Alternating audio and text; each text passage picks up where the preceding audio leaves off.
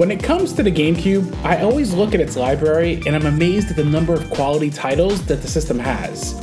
However, there were always games that I either felt were underwhelming or that I was excited for initially that completely fell flat for me personally. In this video, I want to discuss my personal top 10 disappointing games for the GameCube. Now, to clarify, these are not necessarily the worst games in the system, but are games that I looked forward to back in the day that I ended up being just severely disappointed with. Several of these will be games that many disagree with me about, and that's perfectly okay.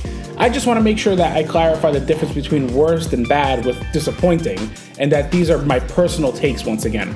With that being said, let's check out what top 10 GameCube games were most disappointing for me. Number 10, Super Monkey Ball Adventure. So, how do you take a practically flawless property and destroy it? Well, you give it to a completely different developer that apparently can only make LEGO games right, and throw out everything that made the original stand out.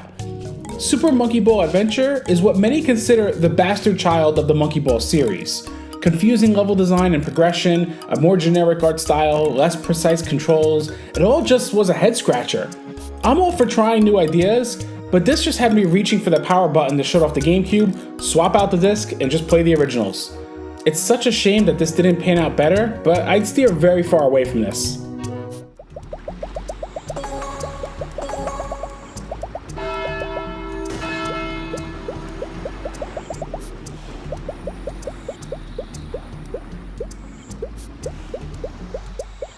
Fallout! Number 9, Army Men Sarge's War. Army Men Sarge's Heroes 1 and 2 on the N64 were games that I actually really enjoyed back in the day. Definitely an example of games that critics were not too fond of that I personally enjoyed. When Sarge's War was announced as a continuation to Sarge's Heroes 2, I was pretty stoked. It was even stated that the story would be fairly dark and they were improving much of the controls. Then I heard nothing about the game for a long time, until I finally found a sealed copy for 15 bucks at Sam Goody. You remember Sam Goody? I remember picking it up and stoked to fire the game up. It started off promising, and I was actually liking the darker story tones. Then the gameplay started, and I was enjoying the more improved controls, and I was enjoying the gameplay at first. And then as I progressed, it dawned on me just how unmemorable and generic the game was. It's not a bad game at all, it's just a game that lacks the personality and memorable nature of the Sarge's Heroes games. I really wanted to like this one more, but it was just okay at the end of the day. Guard that bridge! Don't let Sarge run!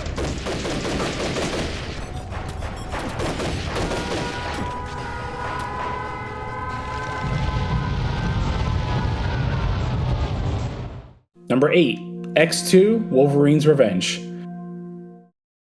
Oh boy, X2 Wolverines Revenge. I remember my brother being stoked for this game back in the day, being that he's a massive Wolverine fan. When he picked this up, we fired it up and very quickly noticed a lot of the issues the game had. Poor combat with awful collision detection, average visuals, bad level design, and an incredibly weak Wolverine that, despite the story revolving around the idea of that, he's still too easily killed, never making you feel like the badass Wolverine is. The game also utilizes stealth a little too much, and it wouldn't be so bad if the stealth was done well. The story was really good and was written by Larry Hama of G.I. Joe comic fame. Honestly, the story is the only reason to stick with this game, and you can tell the developers were fans of Wolverine, they just didn't stick the landing with the ideas they had.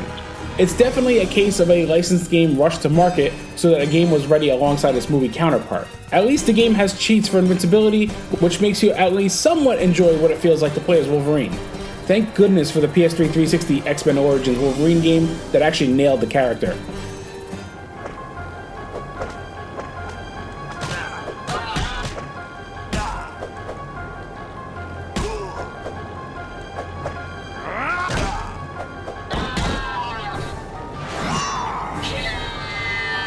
You're more metal than flesh, Eureka. Number 7, TMNT Mutant Melee. What if I told you there was a TMNT game that's supposed to be like Power Stone on the Dreamcast and PSP? Well, TMNT Mutant Melee is basically that, if you take away all the fun that Power Stone was. Generic visuals, boring soundtrack, aside from a somewhat catchy character select song, those stages, and lackluster combat that just has no weight to it at all, TMNT Mutant Melee is an awesome idea on paper that's a train wreck in execution. While the game did release at a budget $20, it's still a letdown at that price point. This is something that should have been so good, but it was ultimately nothing more than a rushed cash grab.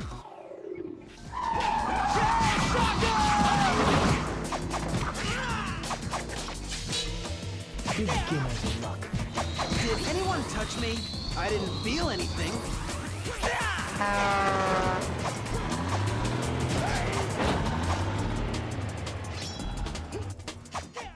Number 6, Sonic Heroes.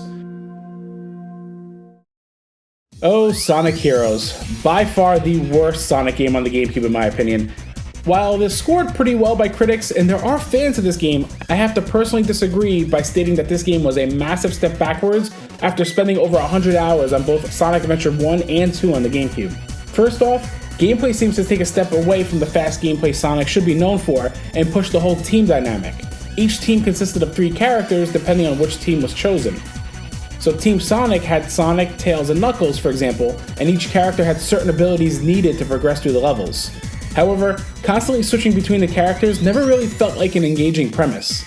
Additionally, the levels in this game are so absurdly long, and I found myself feeling like it was a chore to play. Levels also had some questionable design decisions that ultimately led to poor level design. I applaud Sonic Team for trying a new idea, but it fell so flat that after forcing myself to beat the game completely, I put it back on the shelf and never played it again until recording for this video, which was a whole 15 plus years later. At least the visuals and some of the songs are good in this game to make it redeemable.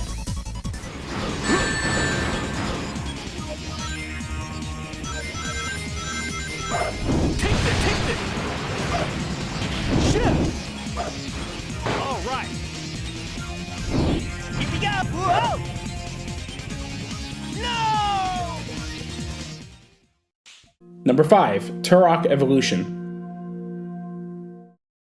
Back on the N64, Turok had some pretty awesome games. Turok 1 was an awesome title, and its sequel, Turok 2 Seeds of Evil, is among one of the best first-person shooters ever made still to this day, for me personally. When Turok Evolution came out for this generation, I was pretty excited for it.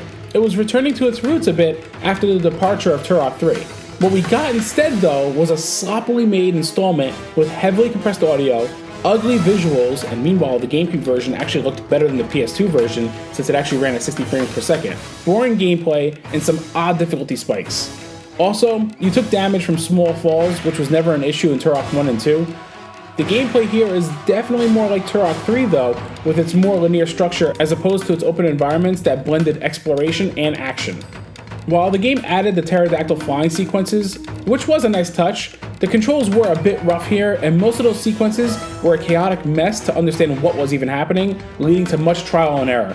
While what is here can be somewhat enjoyable, it's a massive step backwards compared to Turok 1 and 2 on the N64, and now both are remastered on the Switch, X1, and PS4. The best part of this game was probably the soundtrack, which had some standout songs, but that's really about it.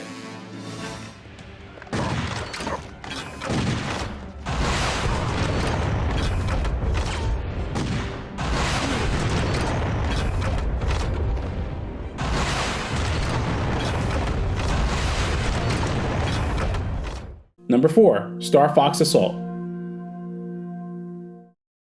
Star Fox 64 was one of my favorite games on the N64. The gameplay and soundtrack blended so well together for an unforgettable experience. When Star Fox finally hit the GameCube, his first outing was Star Fox Adventures, which many didn't like since it wasn't a traditional Star Fox game, but I personally loved. Star Fox Assault was then released and was actually developed by Namco. I did like some of the ideas in play here, like missions on foot and some nice graphics, but there was something about the game itself that was not as engaging or memorable as Star Fox 64. That, alongside a soundtrack that lacked the punch of the 64 release, Star Fox Assault was still a good game, don't get me wrong, but it was just a disappointing one coming from Star Fox 64. Even Star Fox Adventures' R-Wing segments felt more like Star Fox 64 than Assault ever did. Again, Star Fox Assault is not a bad game, it's actually quite good. It's just disappointing coming from the N64 version. Fox, use this. That makes us even.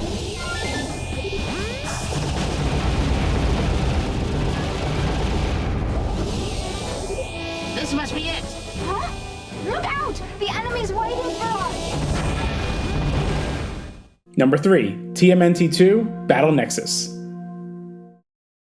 When the TMNT 2003 game came out, it was a critically mixed bag, but I remember thoroughly enjoying it as a beat-em-up return for the property.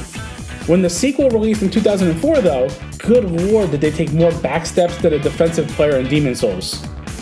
Instead of the smooth 60 frames per second, quick pick up and play beat-em-up nature, we got a 4-player co-op platformer at 30 frames per second with unresponsive controls, a more generic art direction, and a largely unpolished game.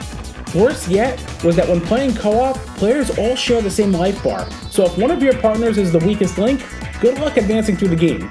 It wouldn't be so bad if the controls were more responsive, but they really are sluggish.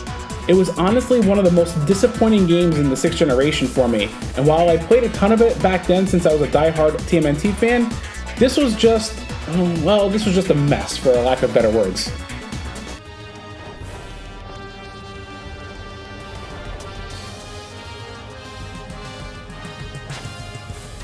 Whoa!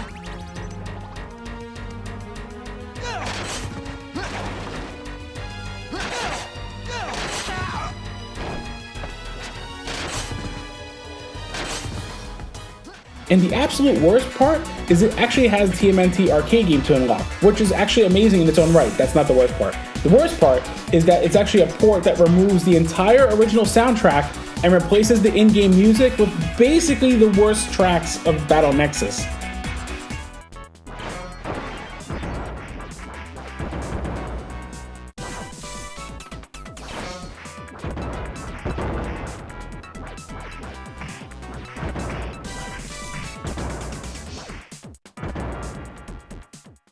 Number 2, SSX on Tour.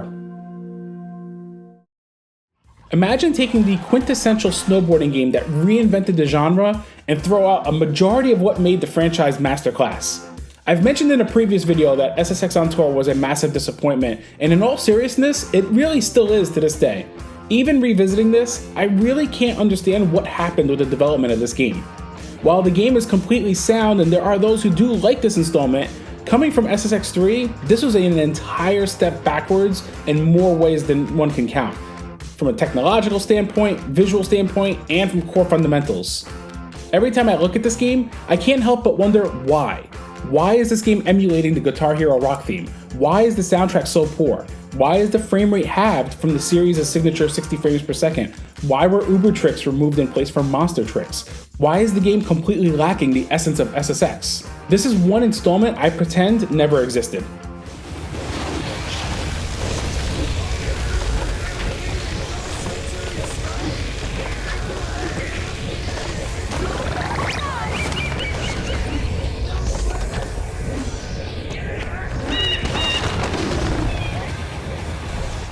Number 1, Mario Kart Double Dash. For the top spot of my personal most disappointing GameCube game, that goes to Mario Kart Double Dash.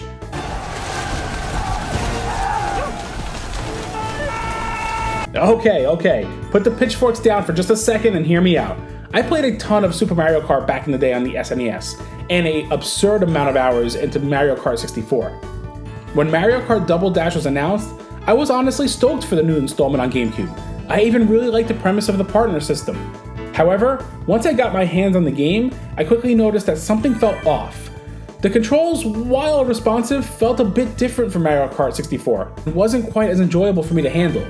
I can't put my finger on it, but there's something with the physics that just feel off. The difficulty spikes, especially in the 150cc mode, were the worst in the series, with blue shell abuse up the wazoo to ensure losing at the finish line more often than not. Even many of the game's courses weren't as memorable to me, and the soundtrack was just kind of there, whereas the predecessor actually had a memorable score. The game was far from bad per se, it was just coming from Mario Kart 64, this felt like a massive disappointment that I found myself plugging my N64 back in just to get my Mario Kart fix until Mario Kart DS came out.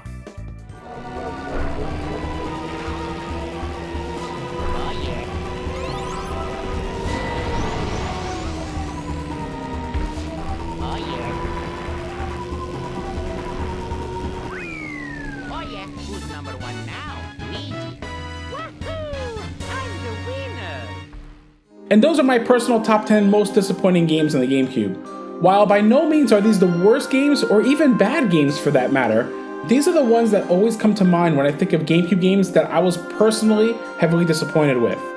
So what are your thoughts? Any of these games stand out for you? Any of these actually disappoint you as well? Sound off in the comments below, and if you enjoyed the video, be sure to hit that like button and subscribe. I hope you enjoyed, and I'll catch you in the next one.